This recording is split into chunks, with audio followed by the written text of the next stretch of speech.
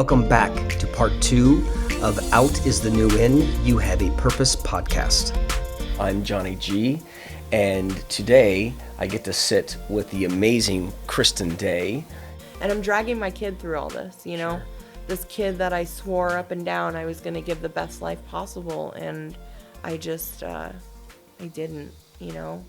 And she's seen a lot of stuff that she didn't need to see.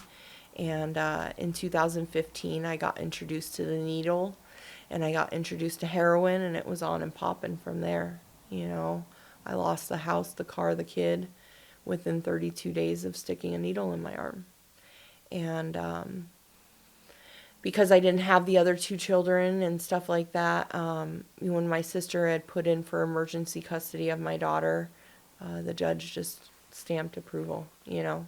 No looking into it, no nothing. Right. So now I have this whole DCS case that I'm fighting, and I'm exhausted. And I can't get away from the boyfriend, and, you know, because that's the love of my life, and, you know, he beats the shit out of me, and that's what I deserve, and, but I have, like, this moment of clarity in, like, October of 2015, like, you know, I want to get my life together, and I want to do good things, and I want to fight and get my daughter back from DCS, and I go to a treatment center called Native American Connections, and I do good, you know, and I'm a bougie drug addict. Like, you got me fucked up if you think I'm, like, taking the light rail or walking or taking the bus. Like, I'll steal your car. So God had jokes, and he put me, you know, treatment center. I went through treatment center. I did 45 days, did great, doing everything, you know, to look good on paper for DCS. And then I go to sober living, 14th Street in Van Buren. Very humbling experience. Again, I had to get on the bus, and then I had to get on the light rail and ride the light rail up to go to IOP, and I'm like, oh my God. Things that you said I'm doing. I'm never going to do, right. you know? And humility is a powerful thing. Absolutely. And that's what God needed me to go through, you know? So it really humbled me. I've always had a car or something like that, you know what I mean? So, like, taking the bus, and I'm like, I'm just too good for this. No, bitch, you're not. Like, you need this, you know? So I do 90 days IOP. I do 90 days at the sober living, and again, not a great area. My mom's like, please don't walk at nighttime. And I've got, like, mace in one hand and pepper spray, or my pepper spray in one hand and my taser in another. And I'm like, nobody's going to mess with me, you know? And my mom's like, please don't walk at nighttime. You're at 14th Street in Van Buren. And I would get off of the light rail at 12th Street in Jefferson and, like, walk across. And my mom's like, please just stop doing this or have somebody with you. And I'm like, God's got me, Mom, you know? So I did really good, you know, and I was sponsoring girls, and I graduated from the IOP, and I moved back to Mommy and Daddy's house, and I got cocky, like, oh, I don't need to go to that meeting today. Oh, I don't need to, you know, talk to my sponsor. Oh, I don't need to do my step work today. You know, I got this. And I was 3 weeks away from getting my daughter back from DCS, and I ended up with a needle in my arm. And it all, relapsed. It happened so quick, you know. You pushed your support system away. Absolutely. Absolutely. And I lost it, you know. I had no fight left in me. And I gave up. And I was like, you know, I can remember going to the courthouse, and the judge is like, we're not going to sever your rights yet. Like, let's, you know. And I was like, I don't want to do this anymore. Where do I sign? You know what I mean? And I gave up. And I went back to the boyfriend that beat the shit out of me, and I went on that relapse for 1.5 years. And I was in a really ugly, ugly, dark place, and I just wanted to die, you know? I didn't have anything to look forward to. Right. My kids were gone. I had nothing. And I did anything and everything I could to try to kill myself. And I'd wake up with the needle in my arm in the hotel room, like pissed off at the world, looking up and screaming like, God, why won't you take me? You know? And, yeah, I went on, like I said, it was a year and a half of just pure ugliness. And,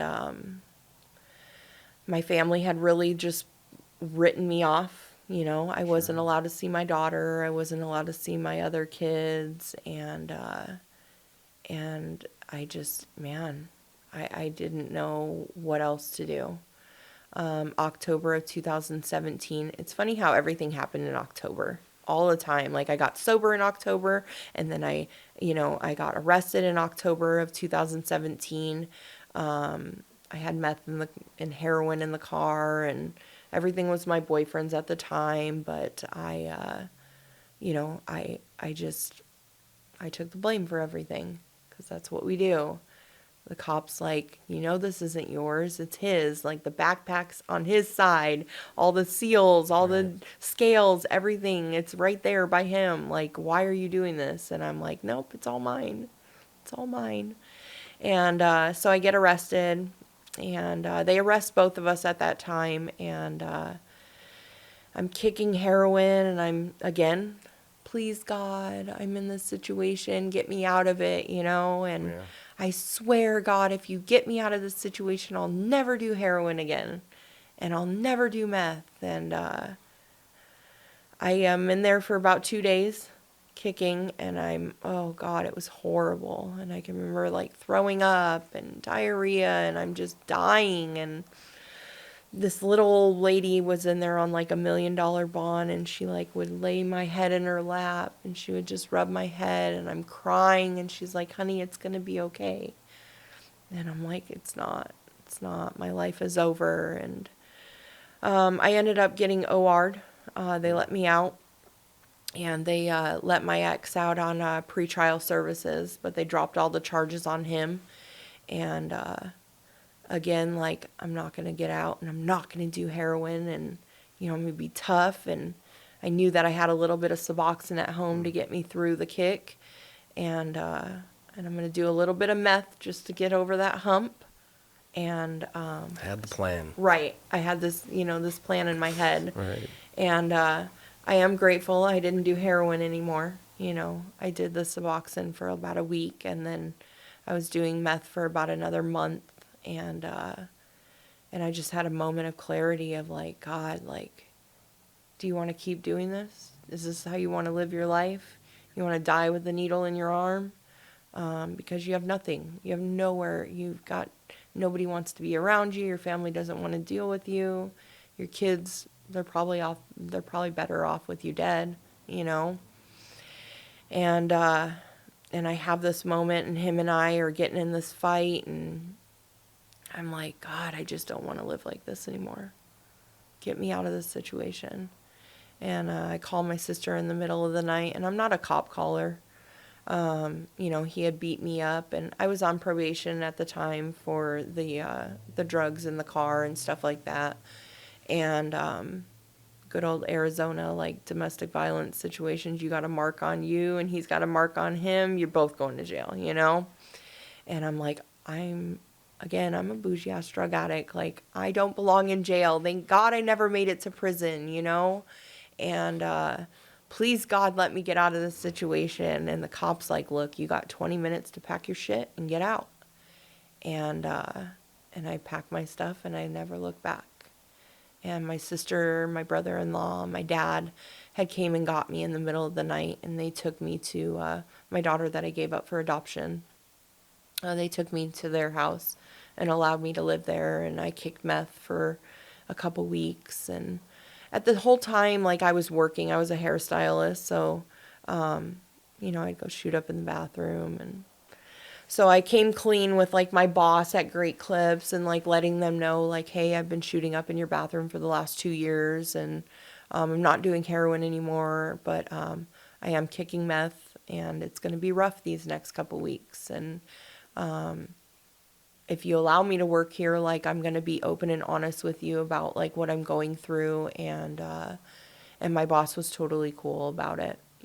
Thank you for being honest. Thank you you are a good worker. Like, granted, I was a dope addict, I was a junkie, but I had great productivity when it came to doing haircuts, and, I could do 32 haircuts in an 8-hour shift. And so, she really supported me through that. And I jumped back into the program with both feet this time. It wasn't to appease DCS. It wasn't to appease my family. It wasn't to get to see the kids and stuff like that. It was really to just do it for me. Right. And I Finally think hit that point. exactly. And I think that was the problem the last time, was like I was doing it for everybody else, Sure. but I wasn't doing it for myself. Right. And as I say, like, it's a great motivator. Your kids are a great motivator, but you can't do it for them. Yeah. You can't.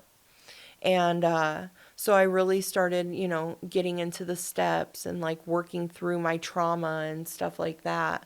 And man, my life is beautiful today. I get to work in recovery. I get to work in a treatment center. And I did everything from BHT to case management to admissions coordinator to admissions director. And now I do business development for a treatment center called Creating Hope AZ. And my life is beautiful, Back to the whole kids, like I didn't see, granted I was living with my daughter that I gave up for adoption. So I had a relationship with her. But my one that I had lost to DCS, I didn't see her for 2.5 years, and when God felt like I was fit to be in her life, he put her back in my life.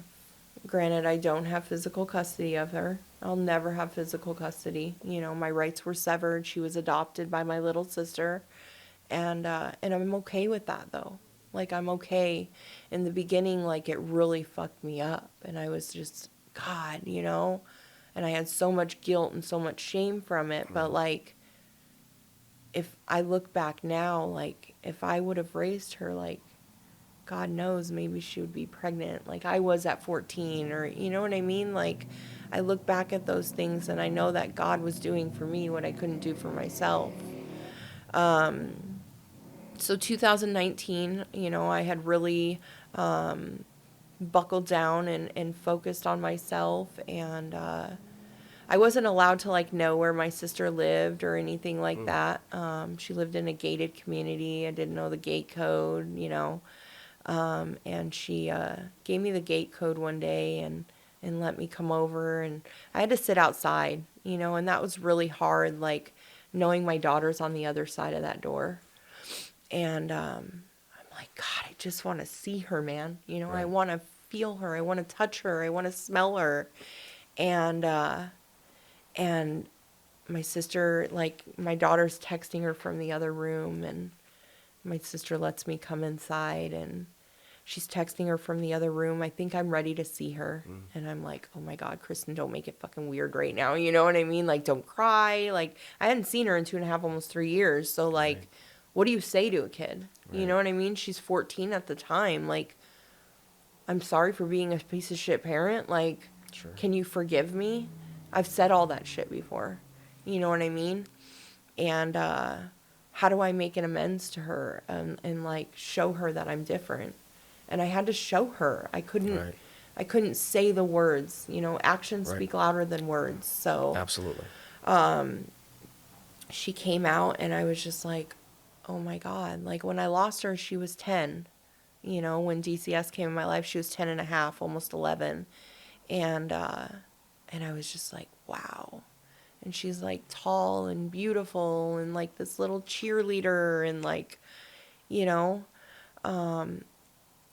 I got to, be present and be in her life. And I got to go to a cheerleading, a football game and watch her cheerlead. And I was just like amazed, And so 2019 in August, I met my boyfriend at the time, and great guy. My sponsor always said that like my men picker was really bad, and to let God place a man in my life. And God placed an amazing man in my life. And September, we made it official. October, we moved in together, because that's what we do. We move really fast. You love October. Absolutely. October is the month, man. It is. And we move in on October, and then November, DCS comes knocking at our door. And his baby's mom is one of us. Like, she doesn't like to admit it, but yeah, she's one of us. And we got the opportunity to get his son. And he was 3 years old at the time. He's 6 now. But I'm like, holy shit. How am I going to raise a kid? First of all, that's not mine. Second of all, I wasn't able to be a mom to my children. Like, how am I going to raise this kid? Like, am I going to fuck him up? You know what I mean? Like, oh my gosh. And God placed that little boy in my life at the right time. There's a reason for everything. Absolutely. And everything that I had built up to that time, God provided. God put me in the right place at the right time. And I can remember, my husband's name is Ian, but at that time he's like, are you willing to do this with me? Like, we're going to fight DCS. And I'm like, absolutely.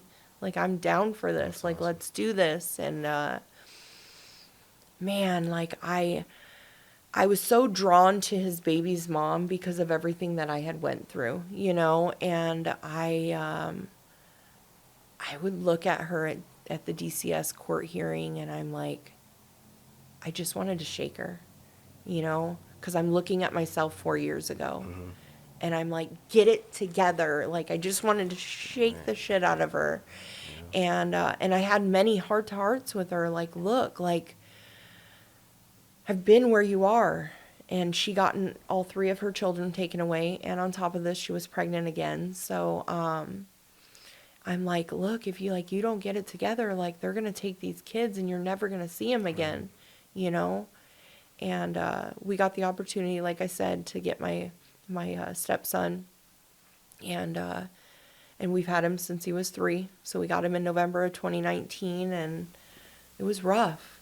The first couple months, like, oh my gosh, like, she lived a completely different lifestyle than we live, and sure. And our life was revolved around recovery and the program and everything like that. So, like, incorporating this little child into all this, and meantime, I have my other 3 children that I'm trying to build a relationship with and build a rapport with them and show them that I'm not this piece of shit mom anymore. It was hard, and I fought it for a little bit, and my sponsor's like, bitch, open up your eyes and realize that God is doing for you what you couldn't do for yourself. Sure. And he placed this little boy in your life at the right time, and you need to be there and be the mom that you were supposed to be, that you were made to be. Right. And I'm like, God, So he's still alive, no broken bones, no, knock on wood, he's great. And I've gotten to experience, like, taking him to kindergarten for the first time, and, like, picking him up from daycare, and, like, again, me and my husband are huge in the recovery community, sun up to sundown, my life revolves around recovery. Right. Even though I work in it, like, that's not my program. My program stops, my program never stops, but I do my program like I chase the dope, Yeah. So I'm bringing this little boy into this world, and I'm like, oh my gosh, like, we're going to set him up with the tablet, and he's going to sit there while we do our AA meetings or our CA meetings or CMA meetings. And he gets to an age, and, I pick him up from daycare, and he's like, oh, I'm like, did you have a bad day? And he's like, yeah, I need a meeting. And I'm like, I need a meeting at 6. I need a meeting, yes. Yeah, 5, 6 years old. And he's like, I need a meeting. And I'm like, okay, buddy, we're going to go, So awesome.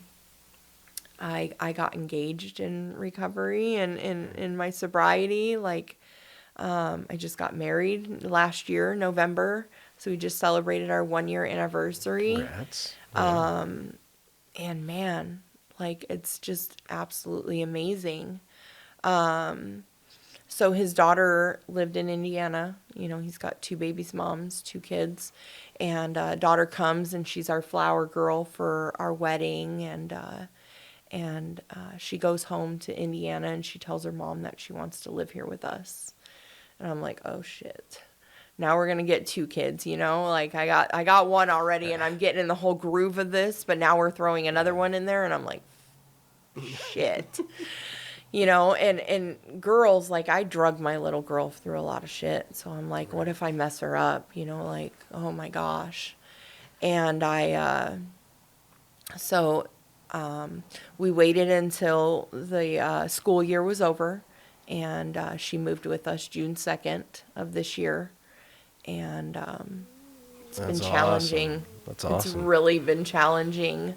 Again, because like me and my husband, we parent 2 different ways. You know what I mean? Like I'm more hard and strict, and he's like love and tolerance, and he's just so calm, cool, and collective. Like he's definitely the yin to my yang, and we balance each other out. So there's been a lot of learning experiences through this whole thing, but we're doing great, you know. Like I said, I work in recovery. I do the business development, and then I just got hired on at Brandon Lee's art studio for Art of Our Soul, and I teach the Valet del Sol class on Mondays, and I teach the Flow Crit girls on Wednesdays, and man, it's just, my life is beyond my wildest dreams these days. Right. I mean, know? you look at your life and it's like very specific doors that did open were supposed to open when they did. Right. And then there's very specific doors that close. And we don't like that. Right. Right. As human beings. I mean, Absolutely. we're like, why does that door have to close? Because you're like stuck And we in wanna, like, that direction. force it Right. too. Yeah. Yeah. Right. It's like it needs to reopen. But Absolutely. it's being closed for a purpose. For a Absolutely. reason. And it needs to stay closed. Yeah. Yeah. We don't need those people in our life. And I've had those doors close. And it's taken me time to get to a point where I'm like, okay, it's acceptable in my mind, right? And I'm like, okay, God is protecting me from whatever that was. Absolutely. So that's my mindset when you have those doors and it's like, you're not happy about it, but you just deal with it per se. Yeah. Absolutely. Yeah. So. What would you, with everything that you've gone through, was there anything specific that clicked for you that you could tell someone, hey, this is exactly the point I was at. Right. And this is what changed everything for me? Well, I get that question a lot because, again, like, I couldn't stop doing dope for my kids. You know what I mean? I couldn't do it for DCS. I couldn't do it because I was on probation. Like, I had to do it for myself.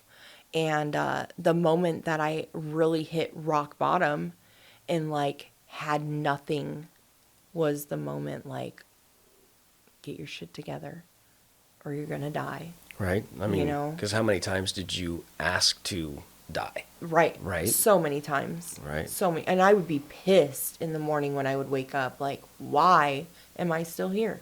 Like, I just did so much meth and so much heroin to kill myself, and I'm still here. And I know now it's because I have a purpose here. You do. I do, you know, and my purpose is to help other addicts and show them that there's a light at the end of the tunnel, and to give them a little bit of hope. We've all been in a dark, dark place, but you can get out of it. Every single one of us is going through some type of trauma. Absolutely. We just don't know what it is. Absolutely. Right? And then having amazing people like you share your story, you know, and have that one person that hears it and makes a decision to, you know, look for services, resources, treatment centers, right? Instead of going down the path that they're going down currently. I mean, your path was zigzagging everywhere. Everywhere. You know, and then, like you said, that one point where you were at rock bottom and the light comes on. Yeah. And you're like, things need to change. And that's why I like doing like the business development side of it, because we learn like so many resources Right. out there. Like I have a plethora of resources. I have like a whole binder, you Right. know what I mean? And Yep. somebody calls, like my Right. phone never stops. So, Right. and you need this? Okay, I'll find that person for you. And if I Right. can't find that person for you, I'm going to reach out on social media and Right. I'm going to definitely find that person Right. for you. So, yeah. Like it's just amazing the life that I get to live these days. Right. It's a beautiful thing. And the way that you give back to the community that you were a part of for so long, right? So now that makes you and your story and what you have to say to people extremely authentic, Yeah, right? Because you're like, I lived it for so many years. absolutely. Right. I see these kids out on the streets nowadays, and I'm just like, it's heartbreaking. And granted, I didn't get to that point, Again, I was a bougie-ass drug addict, but, it breaks my heart, especially now, like raising the kids and stuff. And like my kids are grown. My kids are 21. My daughter's going to be 19 and my other one is 17 now.